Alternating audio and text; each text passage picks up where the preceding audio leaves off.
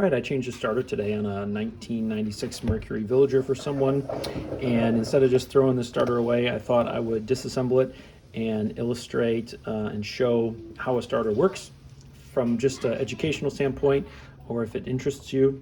And basically every starter is going to look like this. There'll be different sizes, the gears will be different, but you're going to have the same main components if a vehicle was built in the last, I don't know, maybe 40 years. So we call this a starter, but to be a little more specific than that, this here is the starter motor. This is what we call the starter solenoid.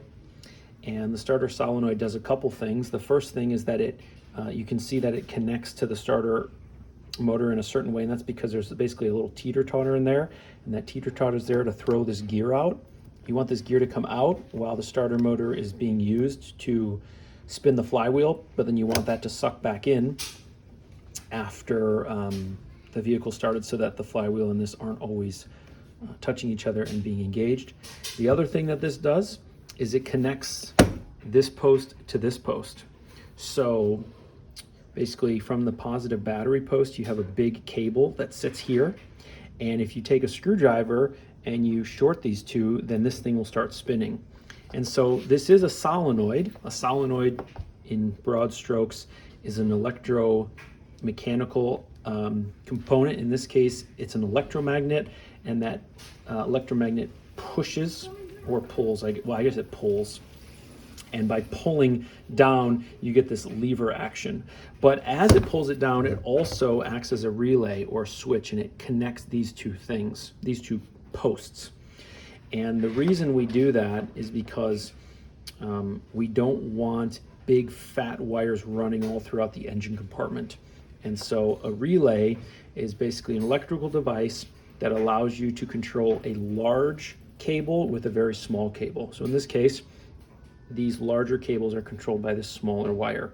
This wire normally goes to a starter relay, and that starter relay is controlled with the wire that goes to your key. And that's because we don't want to run even this relatively thick wire all the way up into the interior of the car, behind the steering wheel where the key is, because we want to use as small of wires and cables as possible. Thick wires and cables are heavy and bulky, and the components they connect with have to be thick and bulky also in order to withstand the current and the heat. So relays are all about using a small diameter wire to control a big diameter wire. You could almost think of it like the key to a safe. Like if you have a gun safe, you have this big, massive object, but it's controlled through a very small key. And so this is almost like that in electricity, where you use a relatively small object, in this case a thin diameter wire, to control a very big object. So, all right, let's take it apart. The complaint on this one was that the car wouldn't start, although when I put my hand here and I cycled the key, I could hear a little teeny tiny click. So I knew we were getting a signal. I also did a voltage drop from the negative battery post to the case to check the ground, and that was less than 0.3 of a volt. I did a voltage drop from the positive battery post to right here. I did a voltage drop from here to here, and then I also made sure that we were getting 12 volts on this wire here when we turned the key. So that was my diagnosis to confirm that it was indeed a starter, and I replaced the starter today, and the car went from not starting to starting. So we definitely fixed it. One of the really common things that people say is, oh, your car won't start, it must need a starter. That's not really good advice, although probably 70 or 80% of the time it is that. It can be something as simple as a wire. It can be corrosion at the battery. There's a handful of other things that it can be. And so before you start spending your or someone else's money, you really want to get the diagnosis right and make sure. I've seen starters replaced for corroded terminals and wires that you literally could have wire wheeled and fixed for free. Okay, so this is the starter solenoid. It's also sometimes called a Bendix. So basically you have this metal iron core here, and this is an electromagnet. So basically when you send power to here and ground to the case, this turns into electromagnet, and it pulls this down. And as this pulls down, it pulls on this little lever. and that's exactly what makes the gear go up and down. So this assembly is typically called a bendix. I don't really know where that word comes from and why we have it, but maybe somebody can tell us in the comments. So then the other thing that happens in here is as this iron core gets sucked down, it connects these two so that this one becomes perfectly conductive to that one with nothing in between. And I suspect that was the issue in this case, because I could hear a little click. I think I could hear this thing moving up and down, but you weren't getting anything over to this post where you'd actually get the motor to start spinning. And I don't know that we're going to be able to disassemble this any more than it is. Maybe let me zip these off. We'll see. I don't think so. No, this is basically going to be, yeah, this is fixed. I'll have to cut that off with the angle grinder, and maybe I'll add that to this video afterwards. Anyway, let's go back over here. We'll take this motor apart. If you've ever taken a motor apart, this will look pretty similar. This is a DC motor. It's going to have a commutator.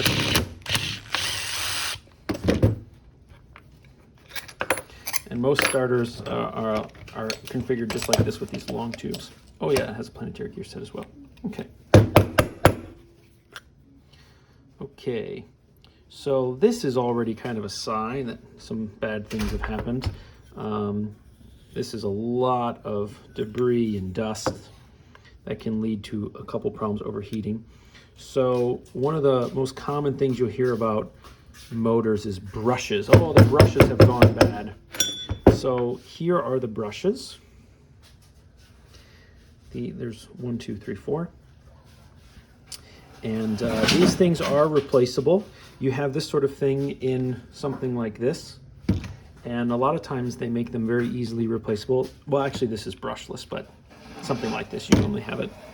So these brushes are definitely worn down. They start out in life like the eraser on your pencil, nice and long, and then they get rubbed down.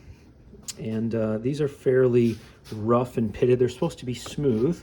And one of the reasons they're supposed to be smooth is because they ride on this part. This is called the commutator. And I'm not going to get real deep into motor theory or anything like that, but basically what happens is the brushes touch this slot and this slot at the same time, and that creates an electromagnet, because basically this connects through this one through a bunch of windings and then back out, and that electromagnet makes it magnetic, and it doesn't want to be magnetic next to all of these permanent magnets. And so basically what it does is it rotates, and then as soon as it rotates, the brushes then contact a different set of connections, and it rotates again. And so basically that's essentially the cycle. Is we create electromagnet, the electromagnetic field interacts with this permanent magnetic field. It causes it to rotate. As soon as it rotates, the electromagnet turns off because the brushes are no longer touching the commutator, and a new electromagnet starts up and it rotates it again, and that process happens very quickly, and so this thing spins very quickly. So this is the commutator. This is a pretty dirty one. It's not scored up, but it's also not looking that good. These are the permanent magnets. So this is typically called the rotor. This is called the stator. Sometimes they call it the armature. I think that has to do with AC versus DC. I'm not going to get into that. I'm no authority, but this is really quite packed up with all kinds of dust and debris, probably from the brushes, and this can lead to overheating, things like that. I don't know that's what happened in this case, but I know it can lead to that. So then this input shaft goes into a planetary gear set. And a planetary gear set is a really fascinating and exciting way to take a small number of components and get a bunch of different gears. If you have an automatic transmission in your car, you have at least one, I think probably 2 planetary gear sets. And basically you have what's called the sun gear here in the right hand. These are called the planets, and this is called the ring gear. And what happens is, it doesn't happen here, but in a transmission, you can drive the ring gear, hold the planets, and let the sun gear become the output. Or you can drive the planets, hold the ring, and let the sun be the output. Or you can drive the sun, hold the ring, let the planets be the output. And so from a relatively small setup, in terms of space and packaging, you can get several different gear ratios out of a small package. You can also, I think you can lock the ring and the planets, and then the sun will do like a direct drive, and so it's a 1-to-1. So there's just a lot of cool things you can do with planetary gear sets. I'm no expert on that, at least not anymore. I used to do a lot more with automatic transmissions, but it's really been a while, and I don't want to speak with any authority on those topics. But let's see what it's going to take to get this out. On the one hand, I wanted to disassemble this first so that I knew how it came apart and so I could show you guys without fumbling around.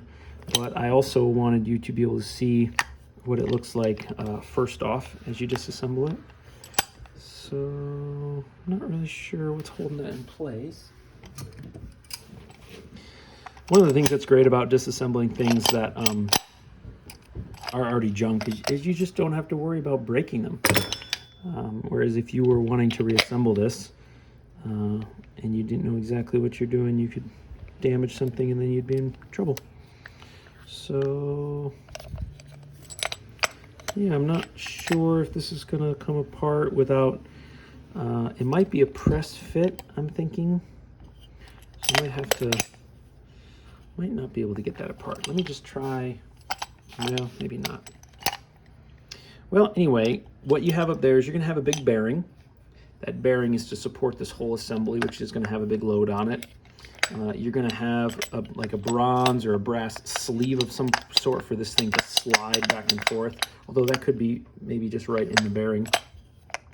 And then the last thing that you're going to have, and it's connected to this guy here, is you're going to have like a helical cut. I can see it. I just probably won't be able to show you. There's like a helical cut. Essentially, I guess it'd be like a worm gear, where as you rotate that, it slides it forward because you need linear movement, but this thing also has to always be rotating and spinning. So, all right, yeah. And then the last thing on the back end cap, you have a bronze bushing, which accepts this little shaft here so that everything runs nice and smooth. That's an example of like really high-end motors won't have a bushing, they'll have a bearing. And if this thing was running continuously, it probably would have a bearing like an alternator does. The reason they can get away with the bushing is because this thing only runs for like 3 seconds twice a day, you know? I mean, on your, like when you start it to go, when you start your engine, go to work in the morning, and then when you start your engine, you come home, something like that. So this thing's not running for very long. It spins for a few seconds and then it's done its job. And so you don't have to worry too much about friction and heat buildup because it's just not running continuously. So I hope that was helpful for someone. I'm gonna probably angle grind this apart and try and show you what's on the inside of that. So stay tuned for that. All right, so I was able to get this thing apart, so I just want to show you how that works. So this is the solenoid portion of the starter. So a solenoid is basically just a coil, a large coil of wire. And what happens is when you run electricity through wire, you get a magnetic field. And if you coil that wire, you can get a stronger magnetic field and you can use it to accomplish different tasks and purposes. So in this case, when this electromagnet is turned on, it sucks this core down into it. And that's, as I already mentioned, that's what pulls this down and shoots that up. But there's a secondary effect, and that is, as this comes down, it pushes on this little guy right here, and you can see that it's been pushing for years. And as this pushes down, it pushes into these two pads, which are connected to here. And so it's easy to see how, if I want these two connected and I put that there, this plate connects both of them.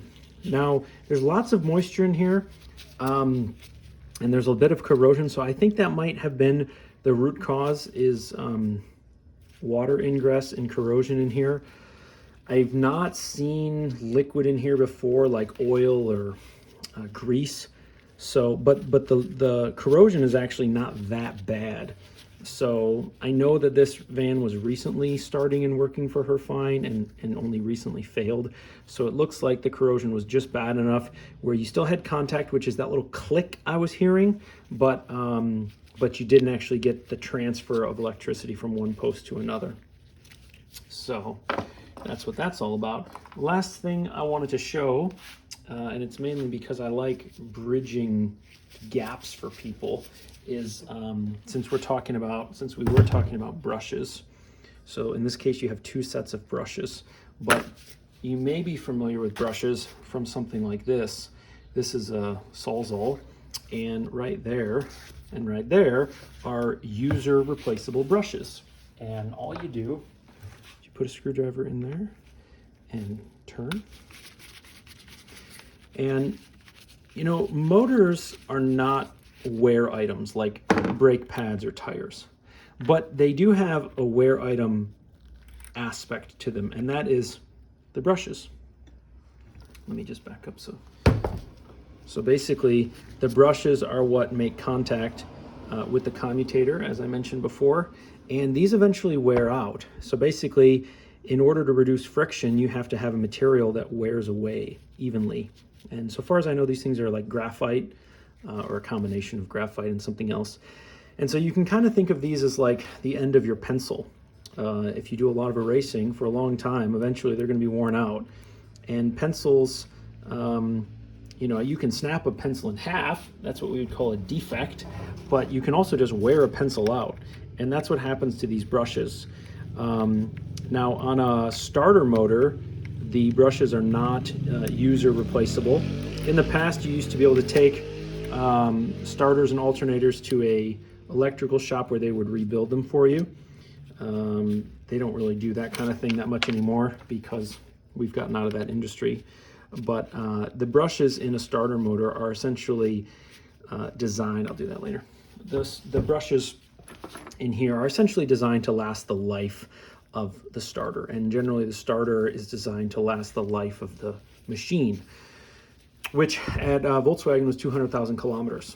So that's, I don't know, 140,000, 160,000 miles, something like that. So there are things that are designed to wear out and the customer has to replace them, like tires and brakes and spark plugs. And then there are things that aren't really designed to wear out, but they have something inside of them that wears, and that's normal. And just as a contrast, like this bolt, if this bolt fails, that's a failure. I mean, there's nothing about this which ever wears out under normal use. Same thing with this housing, same thing with this spring, but brushes are different in that regard where they are gonna wear, and that's normal. So anyway, all right, probably too much detail for a lot of folks, sorry about that. Anyway, I hope this was helpful to somebody or interesting to someone, and I just encourage you, if you come across parts like this at a junkyard or in the neighbor's garbage or something like that, just take them apart. You'll learn an awful lot by taking these things apart. You'll probably learn some things, and you'll probably have a bunch of new questions that you want to ask. You can learn about planetary gear sets, you can learn about electromagnetics, you can learn about induction, amperage, wattage, voltage, just cool stuff. And if you didn't like this, that's all right. Let me know by giving me a thumbs down, and instead go check out a channel called The Post-Apocalyptic Inventor. Super interesting guy from Germany. He does all kinds of things. Some of his stuff is in this realm of disassembling and showing how things works, but I think he's an electrical engineer. He understands electricity far better than I do, and I've really enjoyed watching his stuff. So I hope you enjoyed if you go check him out. All right, folks, take care.